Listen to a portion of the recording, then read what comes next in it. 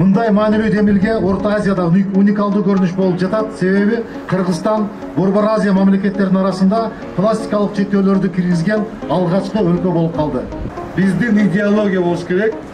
Ысык көл аймагында пластикти ташуу, колунда көтөрүү, магазинде сатуу, базарда сатуу уят. Бул биздин идеологиябыз болуш керек Ысык көл аймагында. Уят. Ким көчөдө көтөрсө уят, ким пляжда көтөрсө уят, ким магазинде саткан болсо уят, ким кандай колдонбосун ушул уят деген идеологиябыз болуш керек.